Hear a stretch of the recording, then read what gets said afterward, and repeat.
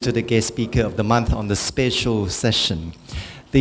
What it means by special is that this is quite an ad hoc, which is not quite planned ahead of time, but it is added in one of the guest speaker of the month and as an extra one. But what makes it more extra and special is that we are fortunate to have this personality with us. And of course, not often to our school to receive the high-rank official from the government, from the Ministry of Commerce. And more special is that the topic that he will be sharing with you will touch upon the strategic management and the diversity of organizational behavior. So it is quite an opportune time for all of us here, both classes of Dr. Modi and myself, to share and of course to pick the brain from our guest speaker.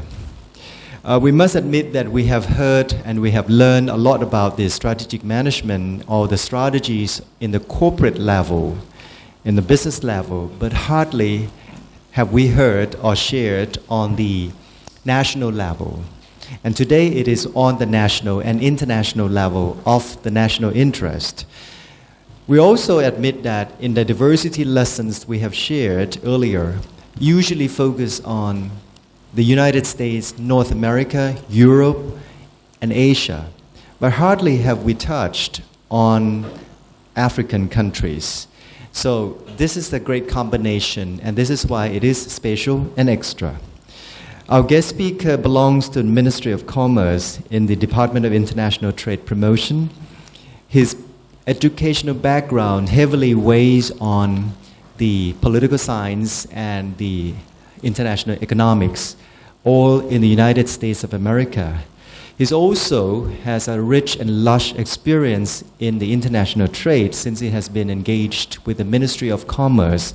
His posts in the United States, in Far East country, in European country, and most recently in the Pretoria, capital of South Africa, has earned our guest speaker a lush experience in both commercial, branding, economic, and socio-political aspects. Ladies and gentlemen, in these 2 hours, I'd like you to enjoy it and, of course, pick the brain from our guest speaker, Dr. Jacqueline Gomonsiri. Hello, can you hear me? Can you all hear me in the back? All right, we all right with the sound. I can see my name when I drive through the campus this morning. I saw my name prominently displayed, Speaker of the Month. So I thought to myself, my gosh, that's a tall order.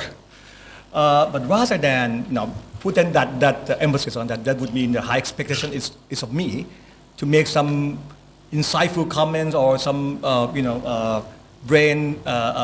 news breaking comment. But rather, my aim is less ambitious. I would rather today want to share with you my experience when I work in different countries as a Thai representative overseas. As Dr. Abhishek has pointed out, I was a representative of Thai government.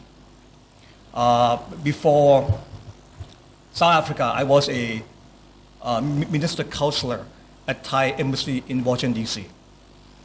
One, they told me that they would like to put me in South Africa at the head of the office. There are two mixed feelings. One, of course, being promoted, you must be excited. The chance, opportunity you receive, and your boss trusts you.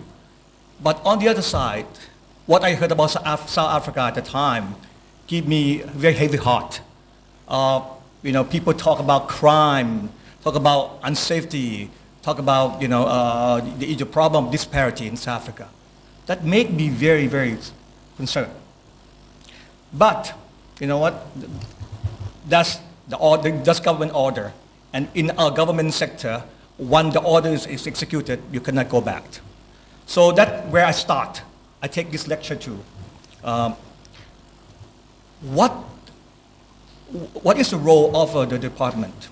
As Dr. Abhishek pointed out, we are a trade promoting agency. Department of International Promotion is a arms of Ministry of Commerce we do promoting Thai brand, Thai product, and Thai services throughout the world. The department is under Ministry of Commerce, and there are two distinctive roles that expect of us to play. One is a chief marketing strategist in the country we are posted. We have now 58 offices throughout the world in 40 countries. Therefore, as a head of the office, I'm supposed to play the role of marketing strategist, meaning I have to promote Thai brand, Thai value, Thai products. Period. That's also a very tall order. What am I supposed to do in South Africa, in which the country that I have no information before? I take my deep breath at the time and then try to concentrate. And I do what is called SWOT analysis of Thai brand in South Africa. Believe it or not, Thailand is very well known in this country, in South Africa. What do people know about Thailand? What does South Africa know about Thailand? Anyone want to guess what South Africa knows about Thailand? Beautiful beaches, Phuket, Pattaya, sandy beaches, warm weather. They know that Thailand is a very high, good value for money destination of travel. There are close to 80,000 South Africans travel to Thailand every year. So Thailand is very much a known subject for South African. That's the strength.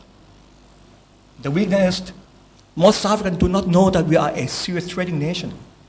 They don't know that we produce one of the world's finest products and services in the world. South Africans know about China, know about Chinese products, which a lot of the time it has very bad reputation in South Africa as being very cheap and of low quality. Thailand is different. That's one of the first analysis that I have about that I need to do before when I first accept my position in South Africa. Another good thing about Thailand that South Africans love Thai food. So easy enough. One of my colleagues told me that I have the easiest job in the world in promoting Thai food because South Africans love Thai food and they know it very well. But that is an opportunity for Thailand. But a lot of times, Thai food is known but perceived to be too spicy. A lot of South Africans think that, when they think of Thai food, they only think of green curry. They only think of red curry. That's all they know. Because that's how Thai food is perceived in this country. Therefore, as a marketing strategist, I need to create better awareness of Thai product and Thai service in South Africa. And how do I do that? I just have to raise awareness among the brand that we have, and which is a subject of today's talk. That why do I need a success case story of Blue Elephant in South Africa, which that's where the story would unveil itself. Another role of myself as a head of office, the executive director of Office of Commercial Affairs in South Africa, is I also need to be a matchmaker. What do I mean by that? A matchmaker, as the name implies, is your ability to match prospective bride and groom together. Those will have same quality, same characteristic, same economic social status. That apply also to how I have to match the Thai exporter, Thai producer with South African buyers and importer. This is quite a difficult task to prove to be. Why so? It's not because the South Africans have no interest in Thailand, but the other way around. For Thai, Africa still remains a terrain incognito, meaning the terrain of unknown. If you ask a lot of Thai businessmen, they think that Africa is a difficult market, full of poverty, corruption. There is a grain of truth in that. But how do we stimulate the interest of Thai businessmen to look into Africa as a viable market? That proved to be a big challenge. As a matter of fact, it's a bigger challenge for me than try to sell Thai product in South Africa. Those are the two distinctive roles that I was expected to play in South Africa.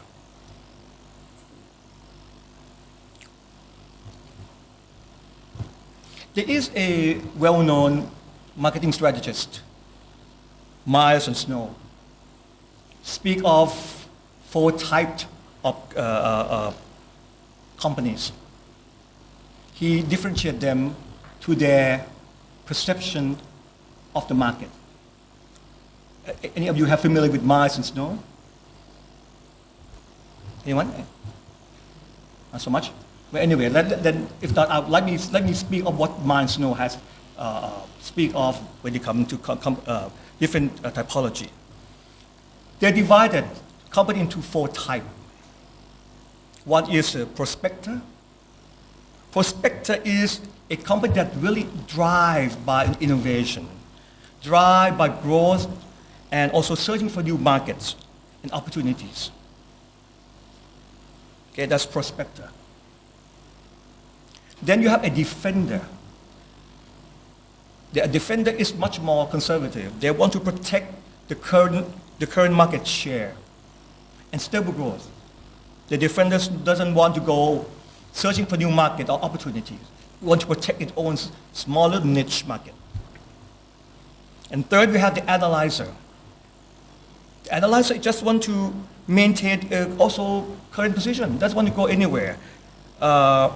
It also would like it, but it's also interested in innovation. It still want to meet customer satisfaction. And lastly, the reactor. The reactor doesn't have any goal, strategy. They'll react to the environment that's changing over the time. And from my experience with Thai companies and Thai entrepreneurs, the Thai entrepreneurs tend to be more the 3 categories, the last 3, which is defender, analyzer, and reactor. So the role of myself as a chief market strategist is to stimulate Thai businessmen to think beyond the border, to think beyond ASEAN, to think beyond, what can be sold, in Laos, Cambodia, Vietnam, but rather to find a potential market in the country that they're not familiar with. Okay. That's an outline today. I forgot to point it out.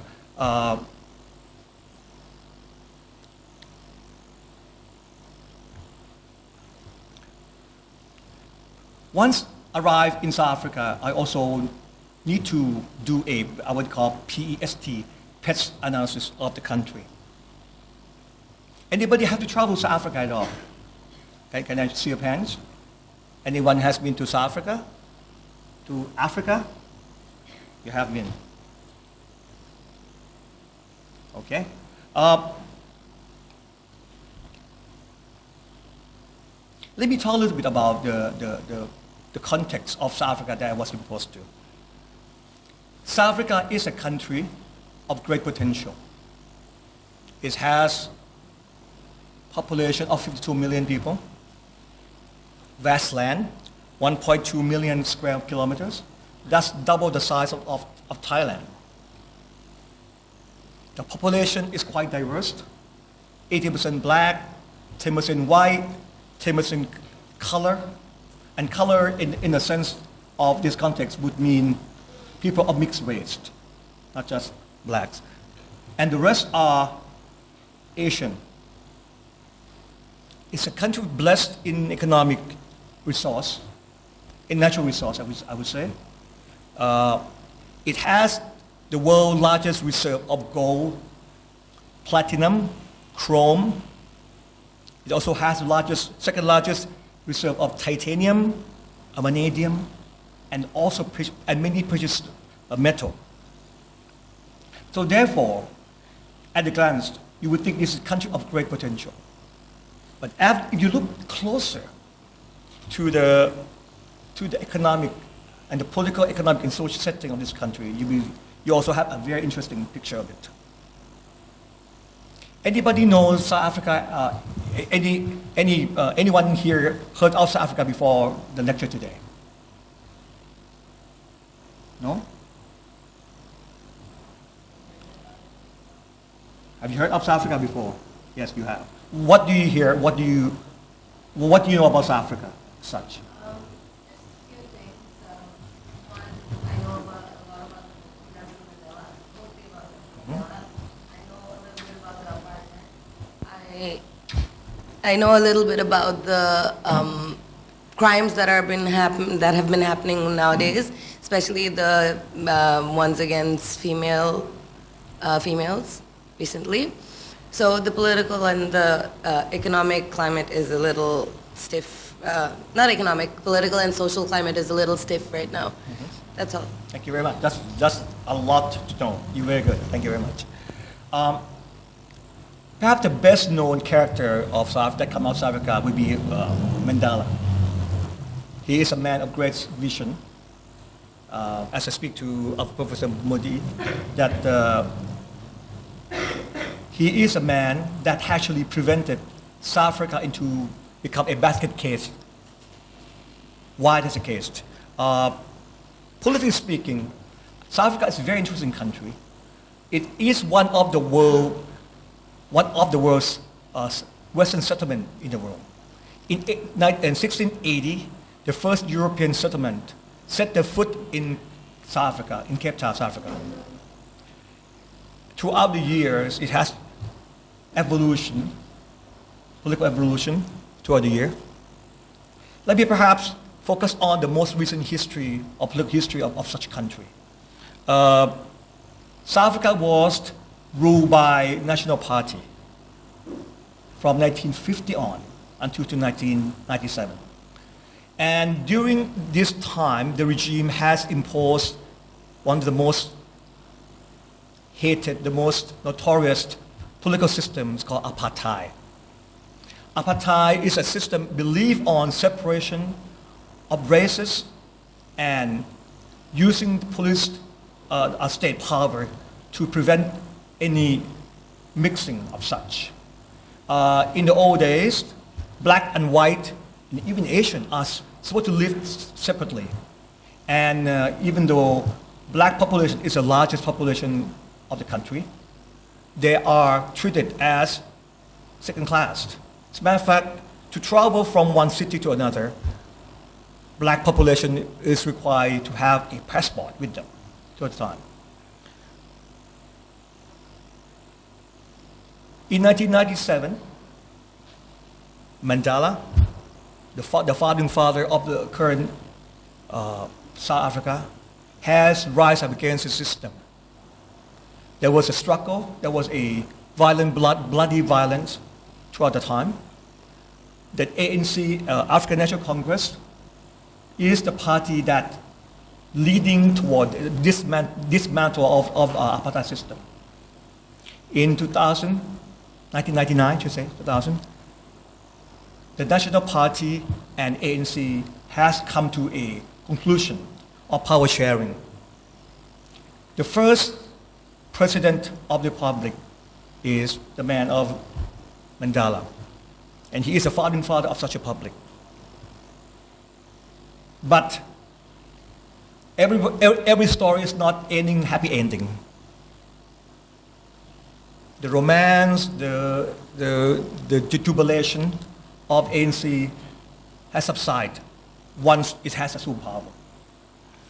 ANC now has dominated the political system of South Africa since the post-apartheid period. However, because given its political dominance, follows corruptions of any type. I was talking to Professor Modi. What you see, the corruption here in Thailand is a joke compared to what's happening in South Africa. Let me give you an example. President Zuma was charged of embezzle close to $2 billion of state money to upgrade his own personal residence. Minister of Communication was charged of giving a contract of $200 million to her lovers. Those are just examples of corruption that reported in the news every day. And such corruption has ring a core among many South Africans.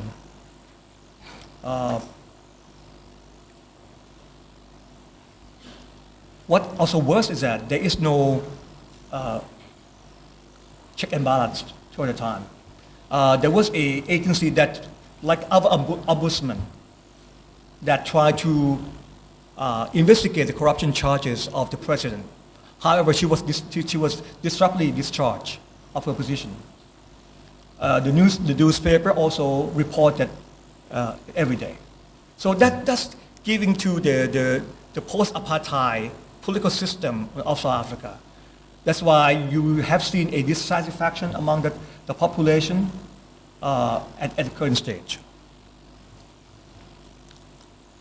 Another aspect of political system of South Africa also, after the power sharing between black and white, a lot of white officials that has assumed power at the time has left office.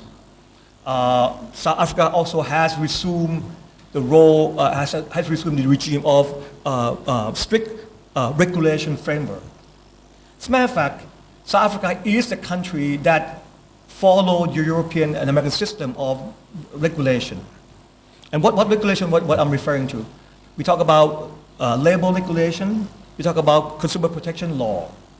So the business environment in South Africa is very much like that of the European country or of USA, meaning there is strict law that require labeling and consumer protection throughout the time.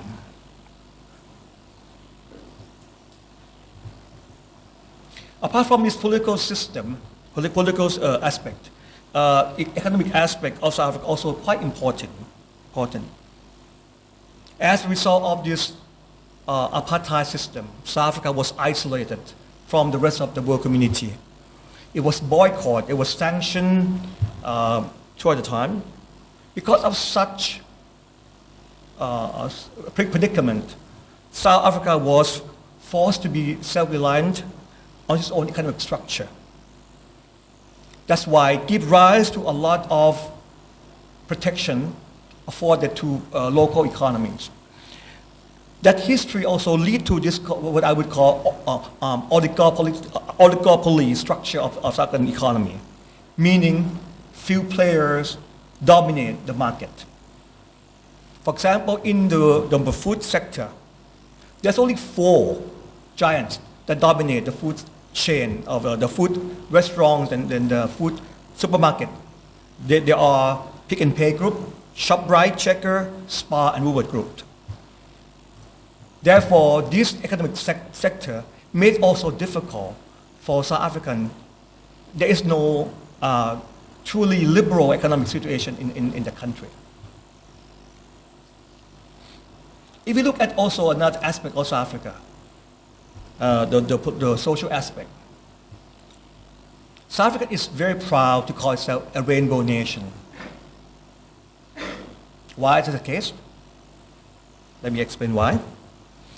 Do you know how many languages that is official language of South Africa? Anyone want to guess? How many languages? That's right. 5? Higher? 10? Close? 11 languages. Apart from, among those would be English, of course, Afrikaans. I'm going to name the 3 biggest language groups that use as official language. English, of course, Afrikaans, Zulu, Xhosa, Zuma. Those are just 5 languages that officially declared as official language in South Africa. There are close to 11 ethnic groups in the country. I would say that I came from America, in which diversity diversity is celebrated. But I think in no other places, diversity is more prominent as in South Africa. If you go abroad, if you go from provinces to provinces in the country, you can see the diverse ethnic group composition. That's one of the strengths of the social aspect of South Africa. But also, there is a great inequality among segment population. When I first arrived in South Africa,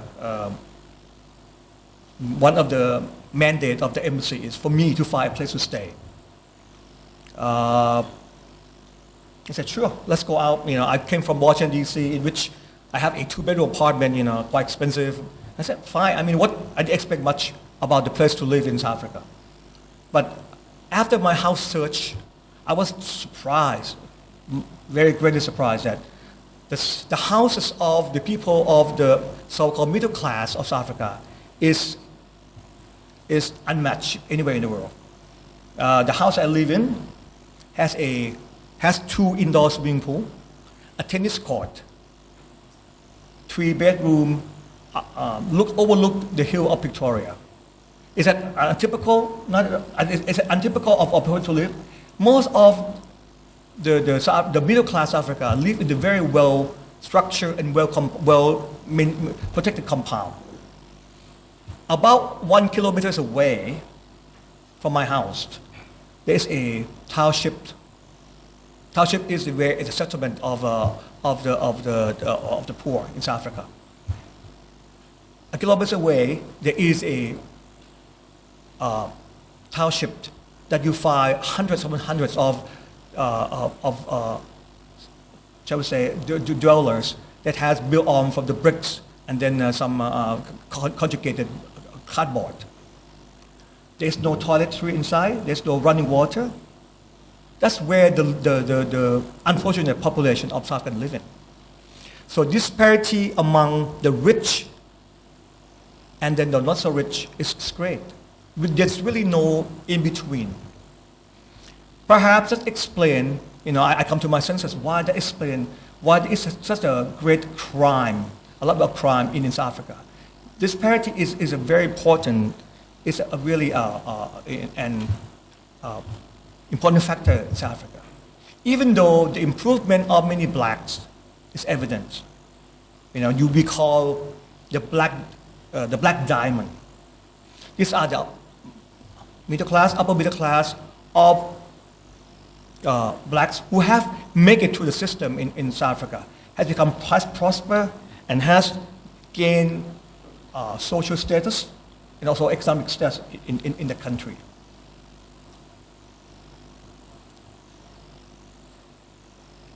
Next, I would like to speak of the technical aspect of South Africa.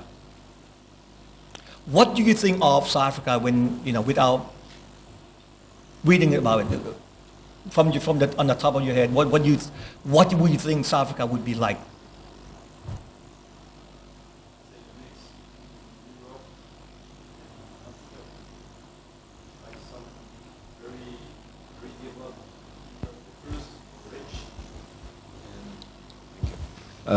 I'd say so. Some infrastructure very developed, like for rich people who can afford it, and I'd say governmental or other like public structures who are very less developed. That's it. Correct. Yes, that's right. It's a cross between Europe and, if you walk in Cape Town or Johannesburg, the mall, and we have the mall Africa. You would not know that you are in Africa. It is a country of great promise. That's why the right aspect of my analysis of South Africa is that it is a great country that has characteristic of mature market. highly educated consumer, highly widely used social media in the marketing. Social media such as Twitter, Facebook are used widely, and it used as marketing tools to attract, to mobilize consumer onto your product. Therefore, it's not a country that without its own technological advantage. That's why.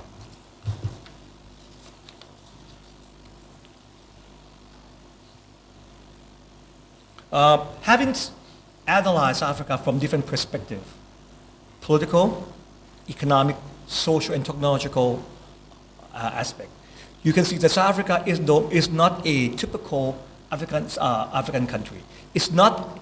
It shattered the myth that Africa is a country where elephants, giraffe, rhinoceros walking out the street. It's a myth. It shattered the myth that it doesn't have a infrastructure. It shattered the myth that there's no modern trades in this country. But it's a country of great promise. And not without any problem. That's why I would like to perhaps go to the next topic of the day, which is perhaps the core subject of today's talk, which is the 7 key to successful brand building. A few years ago, my department has organized a seminar, and we have a very well-known group from France, as a matter of fact. It's called Calang Group. Anyone heard of the group? Calang is a consulting firm that focuses on brand building. It is a consultant to many world-leading brands such as Hermès, Louis Vuitton, Gucci. Okay. From that seminar, we have a summary of such key concepts. How to build brands successfully. One, the first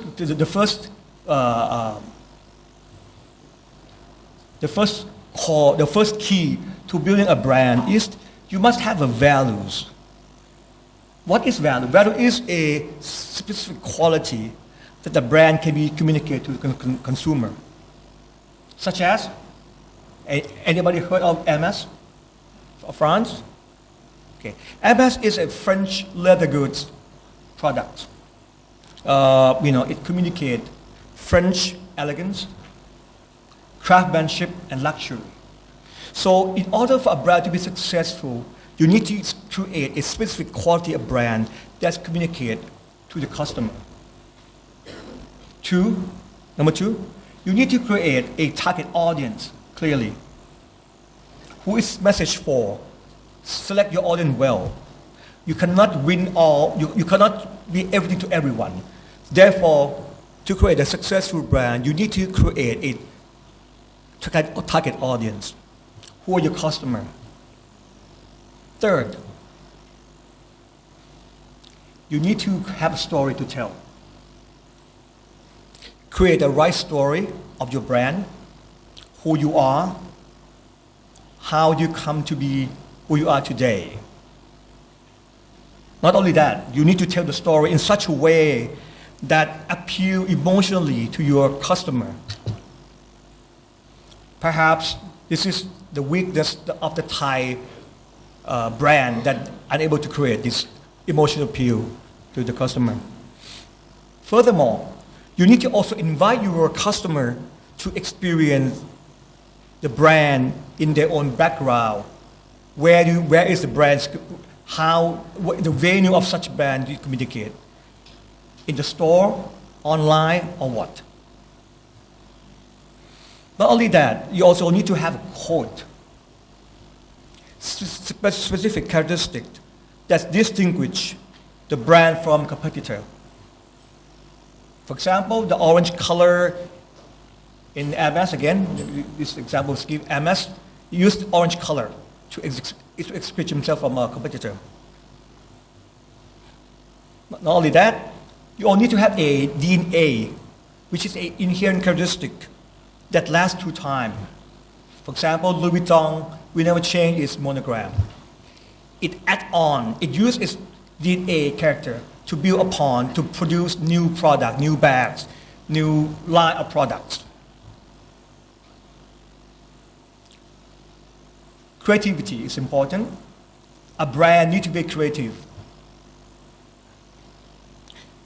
It's easy to be copied, but what cannot take away from you is your creativity. And finally, there has to be an internal and external coherence, meaning within organization, within the brand, you also need to communicate. And communicate outside of the organization, of the brand, where it's worth. And Clarion Group has concluded that world-class brands such as Rolex, Louis Vuitton, Hermes, are those, for example, who can use this key to successfully build a brand to remain well-respected brand to our time. Now, with this concept, I would like to apply this to our case study today.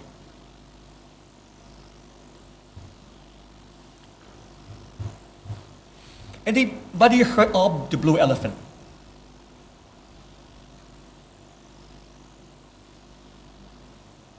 Anyone?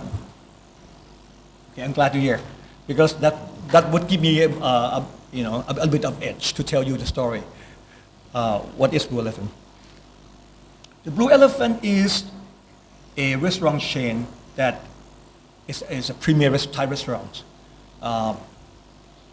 It has a very humble beginning. I met the owner and the founder when I first served my post in Belgium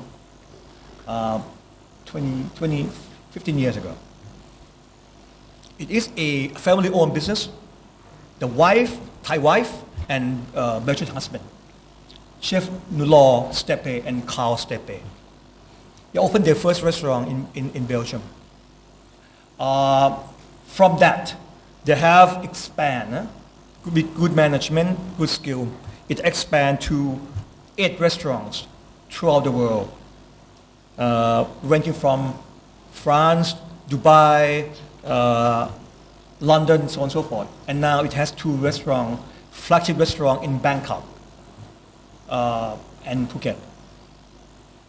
The Blue Elephant is renowned. If you have anyone heard of 100 things you must do in Bangkok? The Blue Elephant is listed as one of the things to do, 100 things to do in Bangkok, to eat there. It has maintained very strong brand for the years. Let us analyze how the Blue Elephant has been able to use this 7 key to bring their brand successfully. First,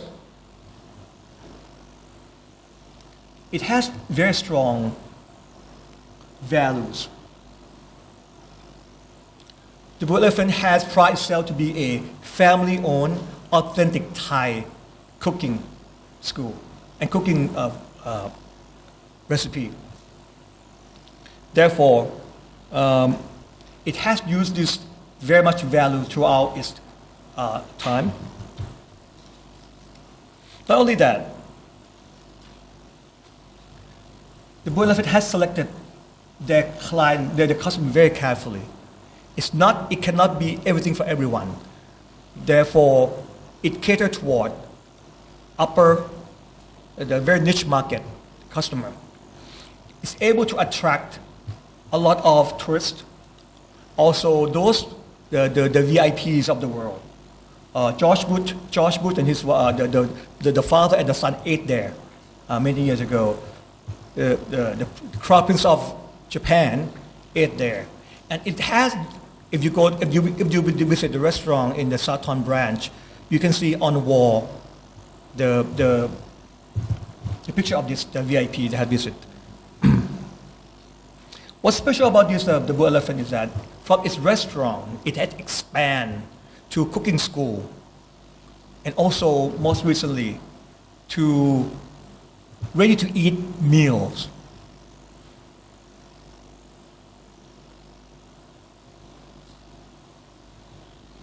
It has able to use the key concept that I have spoken before about how to build a brand, that it used the logo of elephant,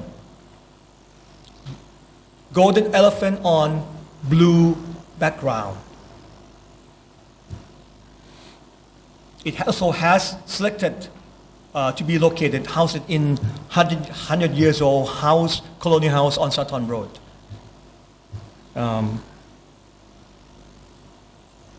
Innovation it has created from curry paste.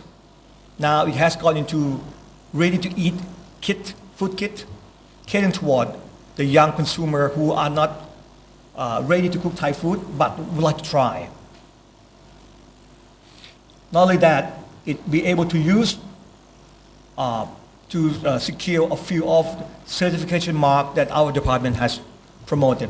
It is a winner of the Prime Minister Award, and then as a leading exporter and winner of Heartmate Nation campaign.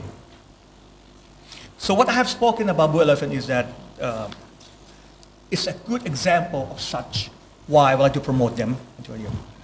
The story began in 2013 when I was the head of the office. We had invited guests, buyer from South Africa to come to ThaiFex, Thai Food Asia. Anyone have heard of ThaiFex? It is one of the world, it's ranked as the world leading food expo in the world. The Department of International Promotion has organized it every year.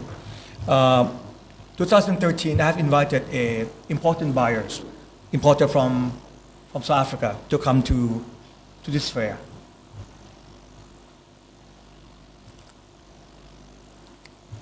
The importer at the time was interested in finding a Thai brand to be launched in South Africa. Most of Thai foods are sold in South Africa. Most is OEM, meaning it doesn't have a brand, strong brand at all. Maproy was there in Thailand, in South Africa before. Chow Kok was there. But none of this brand present it as a premium branding. The importer of time would like to find a brand that stand out as a premium Thai brand. They come to me and I said, yes, I think you have a candidate for it. There's a brand that I would like you to try, and I introduced them to each other. As I told you before, as a matchmaker, it was a love at first sight between Thai exporter and South African importer. The importer think that Blue Elephant is a very strong brand and can do well in South African market. But from that beginning, it's not an easy task. The journey lasts almost 2 years before the first shipment of Blue Elephant can be shipped to South Africa. Let me explain to you why. The first challenge of Blue Elephant is its own success. Anyone has I have an example of the Blue Elephant product here. It's a beautifully packaged kit of. You can come and explore it. But the problem, the success of Blue Elephant that they're able to do different market, fail them in Southern market. Let me explain why.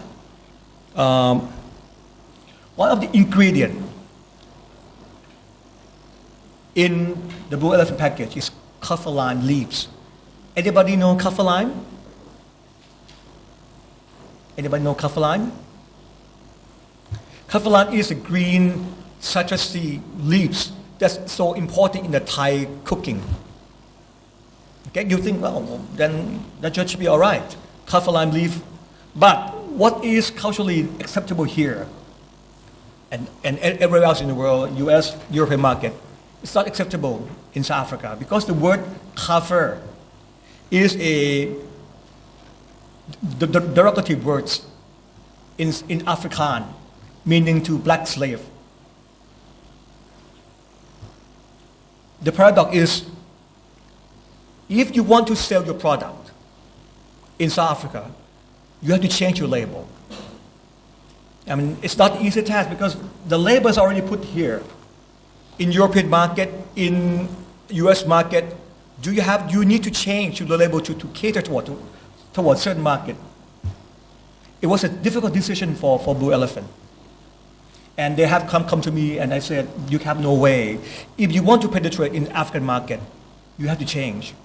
So instead of using kaffir lime leaf, they had to change it to lemon leaves instead. That's going to show that cultural sensitivity is also very important when you do business abroad. You have to know that there are some words that could become perceived as a taboo in some culture. In case of Blue Elephant, this is just an example. Okay, we have one hurdle to jump through, the labeling issue. You would think that it would be easy entry of Blue Elephant into Southern market. That's not the case also.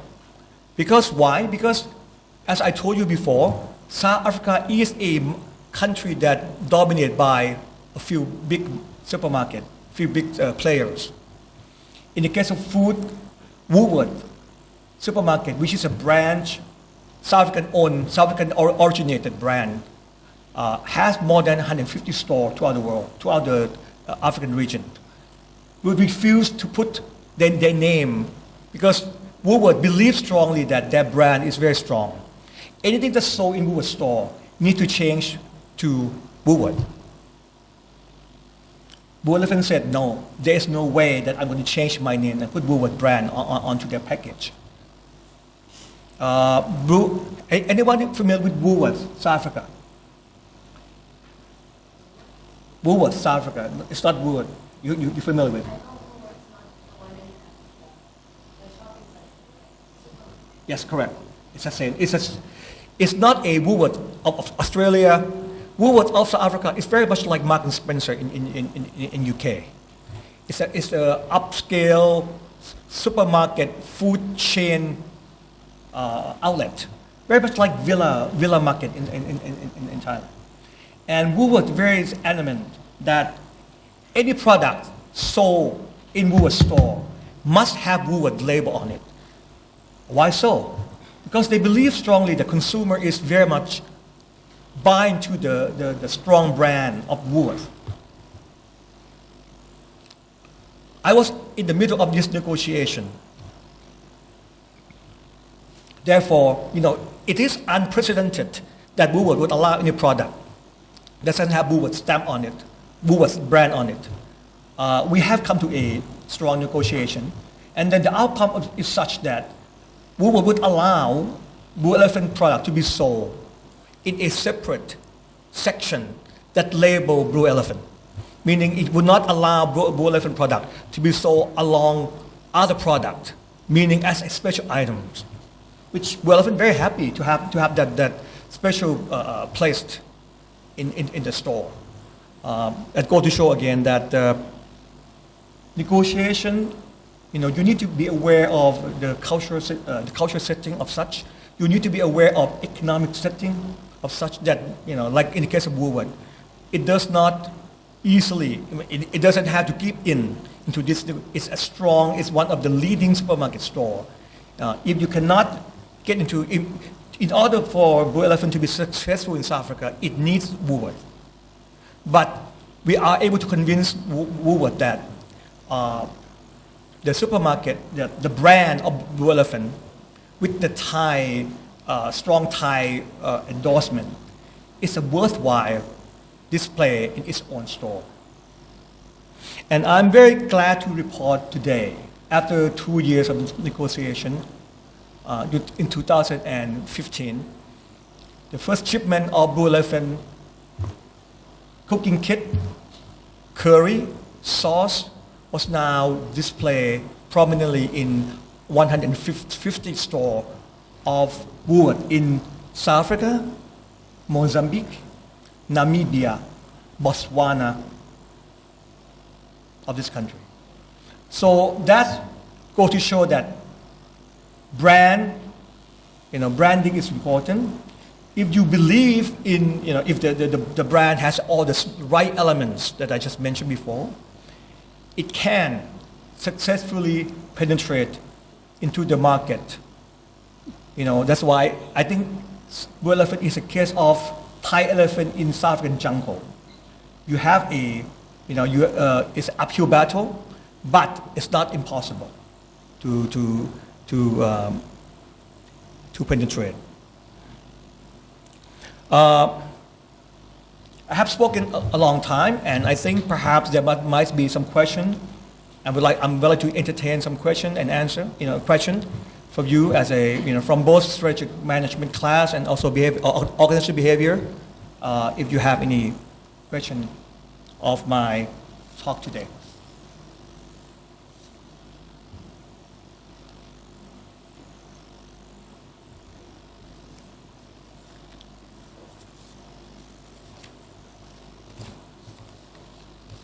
Yes.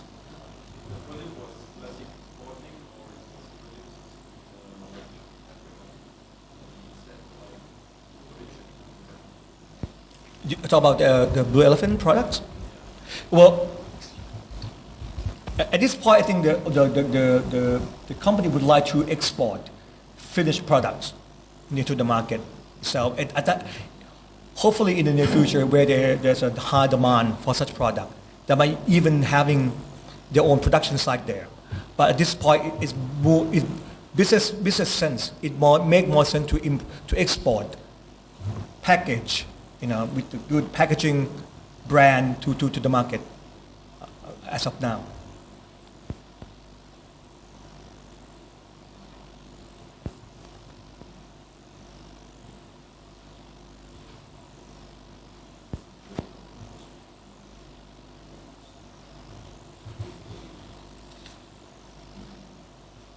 So one of my question is about the packaging, which you said they changed from kaffir lime leaves to lemon leaves. So can't it be segmented in such a way that only in Africa you package and send it, the ingredients with lemon leaves, whereas you still have the same chain everywhere else with kaffir lime leaves? Because that would basically, I think, cut more costs for Blue Elephant, as well as in terms of, let's say, because of the cultural barriers and because of the culturally unacceptable wording, that might have been a better decision rather than changing the ingredient in everywhere around the world. Well, I think that's a tough decision for Blue Elephant at the time, whether or not they're willing to invest in, because labeling changing is not cheap. You talk about the printing and the changing organization, the changing of the label altogether. I believe at the time I was a part of the negotiation between them and then the importer. We believe strongly that you're not going to win with South African authority, because the word itself, as I pointed out, is a taboo word. The derogative is all African jargon. There is no way. First of all, the authority of South Africa will not allow it. The consumer will not accept that, and it would even damage the Thai brand even more if we insist upon using the term kaffir lime, kaffir. It was business sense, and I think I was the one. I was, trying to lobby the owner that in the long term, it could be a big cost to change the label, but in the long term, it would make business sense, and also would, as a Thai brand, perhaps do the right thing first. Maybe it go a long way. That was a tough decision for Blue Elephant as well. I know it takes a lot of cost to do that.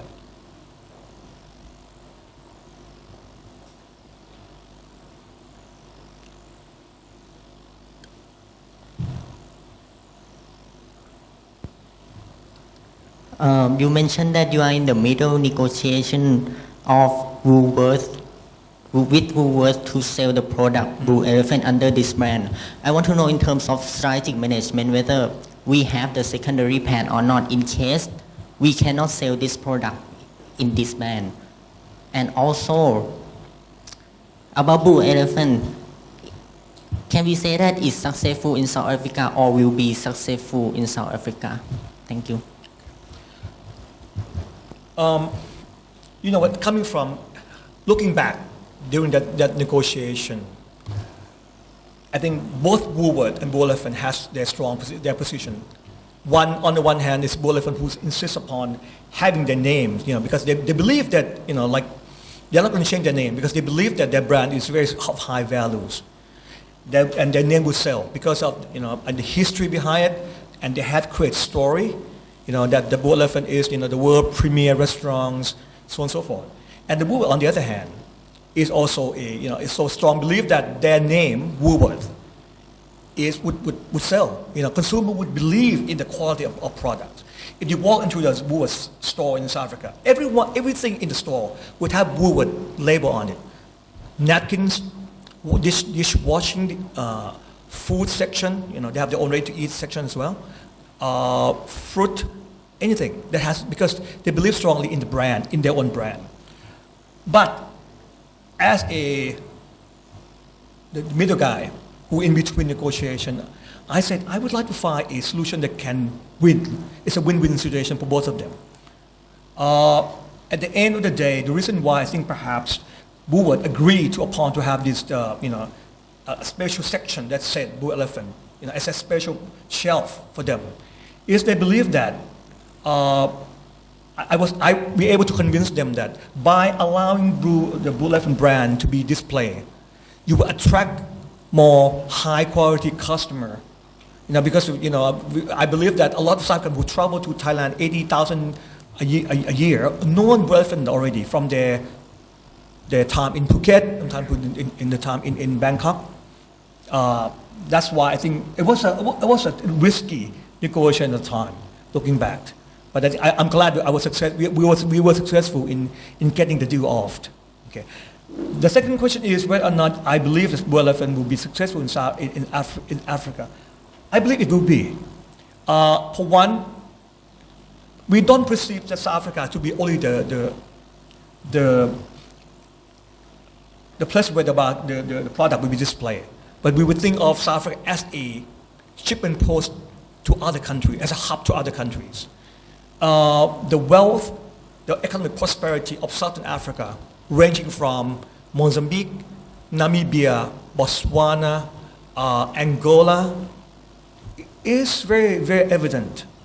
We believe that if we enter South African market, Thai products, regardless whether it's Blue Elephant, we do have a venue of distribution in this country I mentioned.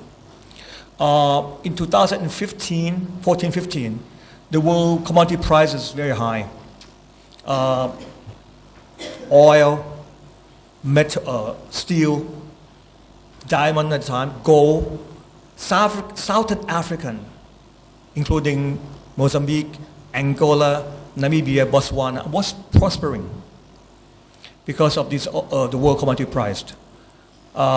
We believed strongly at the time that, yes, not only we will win Southern market, but we also win other Southern country market as well. That's the way to penetrate, the continent.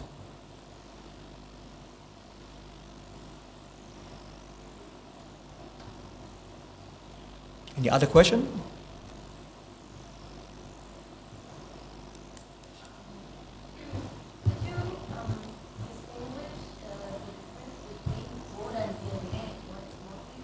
Code and DNA.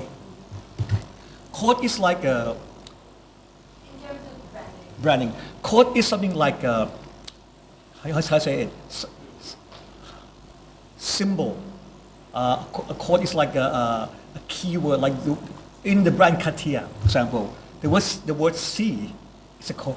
It's a code. So the logo and the design.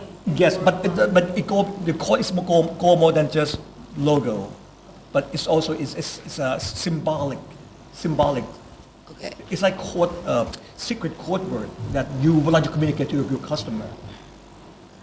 But when it comes to DNA, it's more about the structure of the Correct. brand. Something will never change. DNA is something inherent within you. For example, from the seminar, we believe the use example of Louis Vuitton. Louis Vuitton has its LV monogram. Something will never change because they believe that inherent within the success of Louis Vuitton. But that logo monogram can appear on your bag, your iPad folders, can appear on your your mobile phone cover, so on and so forth. It will never change because it's still inherent within the brand. Okay. For Blue Elephant, what would you say the DNA? I understand the code of it, but what would you say the DNA of it is? The DNA of Blue Elephant, I believe, again, I don't speak for Blue Elephant, but I look at the case of as a marketing strategist. I think Blue Elephant has the authentic Thai cooking as the DNA. Okay. Because they believe that it's still a family-owned restaurant. It's still the owner herself. So if you want to come close, I can show you.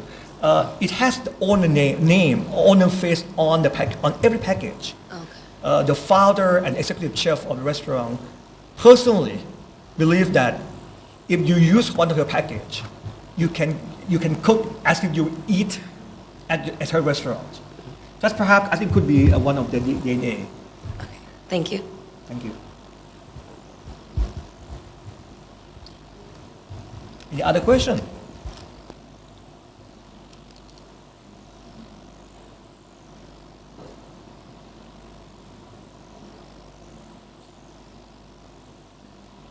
Okay.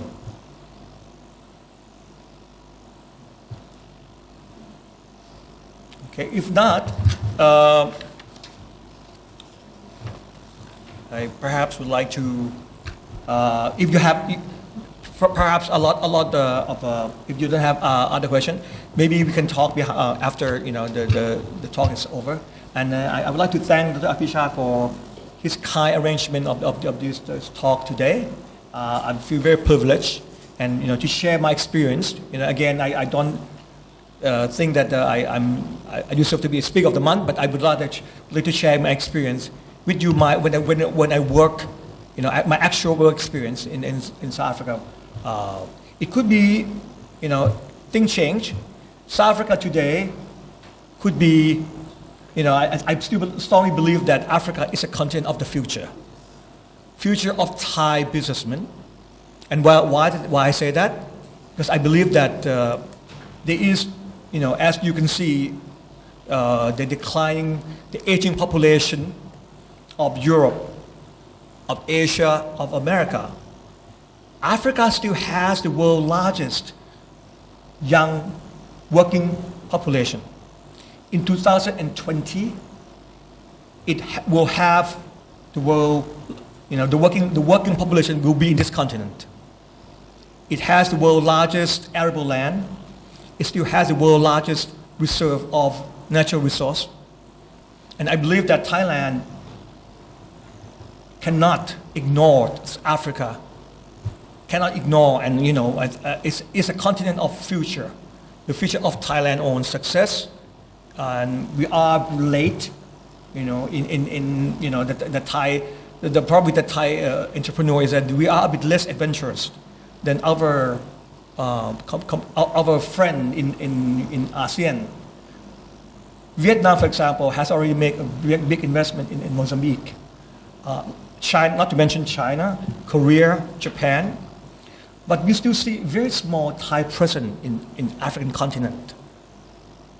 South Africa is still the largest economy in Africa, yet a lot of Thai entrepreneurs feel very reluctant to go to South Africa.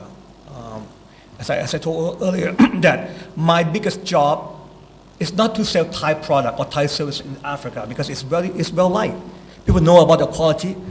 The biggest challenge for me when I was executive director of Office of Commercial Affairs is to try to sell Africa to the Thai entrepreneur, Thai SMEs, because they're a bit reluctant. And then, questions such as, are there any roads in Africa? Any telephone in Africa? Just reflect perhaps the fear that we have of something that we don't know. Okay. Having said that, perhaps I would like to conclude my talk today, and I would like to entertain any question behind. Once the talk is over, and you have other question and need help perhaps to do your study, and because we have, as I told before, we have of course 58 offices throughout the world. My colleagues are willing to to help you guys if you need any help. Either you liaise to me or my office. If you want to do your research in Cambodia, Laos, Vietnam, whatever, we have very, very, very vibrant, very strong office there as well. Okay, well, thank you again for your patience, and I hope that my talk today will be of interest to you and then will help you in your further study. Thank you. Thank you, Dr. Chakarin, for it's not only the wisdom he has, it's not only the experience that he shared with you, but also time out of the busy schedule for making Thailand and Thai products marketable. And of course, he has taken some time out to share with us. Most of all, he's caring for answering us the question and the clarifying the perspective. So thank you very much. And of course, the guest speaker session officially ends, but of course the social hours, camaraderie, and of course the casual conversation will continue to entertain you. And with this, I'd like to present a token of appreciation to our guest speaker. We shall have the pictures all together here. For the, how should I say, for the benefit of the camera, we will go down here and then all of you will stand up so that we can see you as the background, right? กล้องช่วยมาทางด้านฝั่งนี้ถ่ายผมจากฝั่งนี้ดีไหมครับแล้วก็นักเรียนจะอยู่ข้างหลังนะครับเรียนเชิญอาจารย์จักรินทร์ที่ข้างล่างครับ You just stand at where you sit, right? And that will see all of you there.